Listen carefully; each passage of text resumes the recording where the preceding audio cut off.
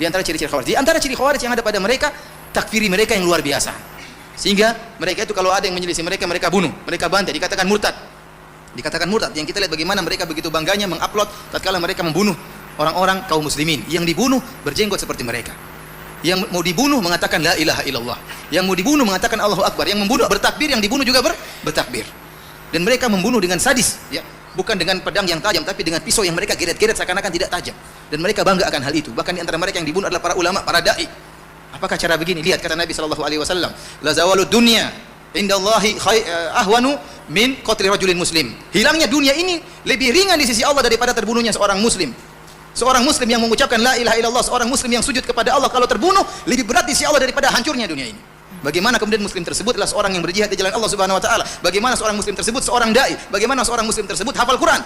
Kemudian dibunuh dengan begitu mudahnya oleh orang-orang ISIS. Yang jadi masalah para pejuang yang ada di Suriah tatkala menyerang ISIS mereka ragu-ragu.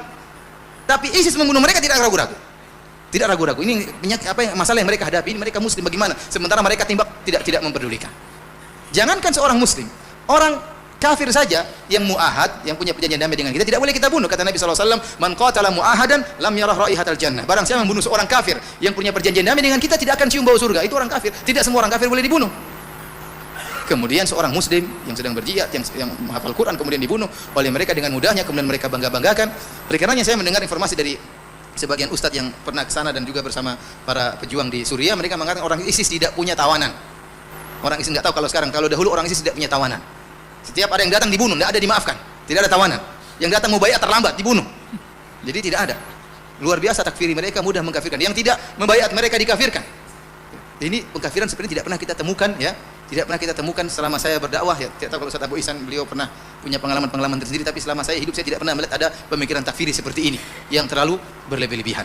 Kemudian kesalahan yang ketiga, yang mereka merusak citra Islam, terutama cerita dakwah sunnah, yang mengerikan kita yang kena. Sehingga setiap orang yang berjenggot dianggap ISIS. Dianggap ISIS. Setiap ada lihat orang jenggot, jangan-jangan ISIS. ISIS istrinya juga bercadar. Itu bercadar siapa? ISIS. Kita dahulu pernah kena kasus teroris kita yang berpakaian Islami dituduh teroris.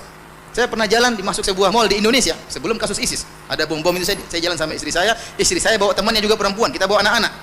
Maka diperiksa luar biasa. Saya diperiksa. Ya, sebenarnya mungkin pikiran dia ini ustadz, ini istrinya dua, berarti teroris. Padahal itu teman istri saya. Maka istri saya dan teman saya marah. Kita bilang, Pak, kalau kita mau ngebom ngapain bawa anak-anak?